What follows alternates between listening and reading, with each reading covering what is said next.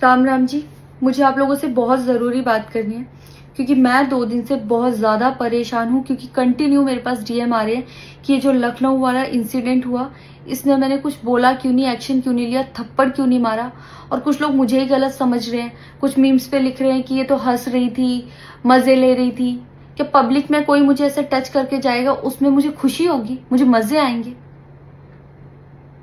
सारी बात ये थी कि जब इनका सॉन्ग के लिए मेरे पास कॉल आया तो मैंने सारी चीज़ें क्लियर कर ली थी कि इसमें ऐसा वैसा कॉस्ट्यूम तो नहीं है, कोई डबल मीनिंग लाइन तो नहीं है, और इसमें ऐसा वैसा सीन तो नहीं है। और मैं शूट पर गई, शूट पे सब कुछ नॉर्मल था, मुझे कोई प्रॉब्लम नहीं हुई। जब इन्होंने मुझे लखनऊ के इवेंट के लिए बोला तो मैंने हाँ बोल दिया क्योंकि मुझे शूट पर भी कोई प्रॉब्लम नहीं हुई थी। और जब मैं लखनऊ में गई, मैं स्टेज पर थी, मैं पब्लिक से बात करी थी, पवन सिंह जी ने मुझे बोला कि इधर कुछ लगा हुआ है। उससे थोड़ी देर पहले ही मेरी ड्रेस वो न्यू थी, साड़ी में नीचे टैग लगा रह गया था। तो मेरे दिमाग में आया कि शायद ब्लाउज का भी टैग लटक रहा होगा। मैं हंसकर उस चीज को दबा रही थी कि अगर मेरा टैग लगा भी है तो वो चीज जिस टाइम मैं पब्लिक से माइक में बात कर रही हूँ उस टाइम ना बोल के साइड में भी बोली जा सकती है, इसलिए मैं उस चीज को उस टाइम पे दबा रही थी। मैंने हंस के टाला, अवॉइड किया और फिर दोबारा बात करने लगी। वो बोले नहीं कुछ लगा है, नहीं कुछ लगा है।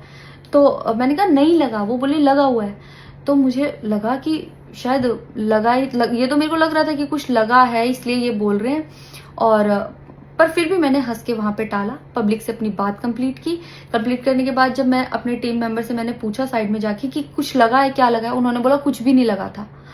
जब मैंने देखा मेरे सच में कुछ नहीं लगा था, तब मुझे बहुत ज्यादा बुरा लगा, गुस्सा आया और रोना भी आया।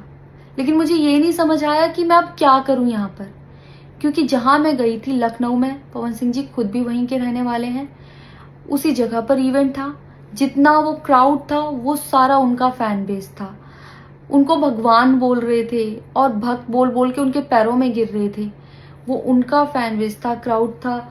तो मुझे समझ नहीं आया कि मैं क्या करूं। अगर मैं कुछ भी बोलती तो क्या वो लोग मुझे सपोर्ट करते। मेरे साथ कुल 3-4 बंदे यहाँ से गए थे, तो वहां जितना क्राउड था क्या वो लोग मेरा साथ देता।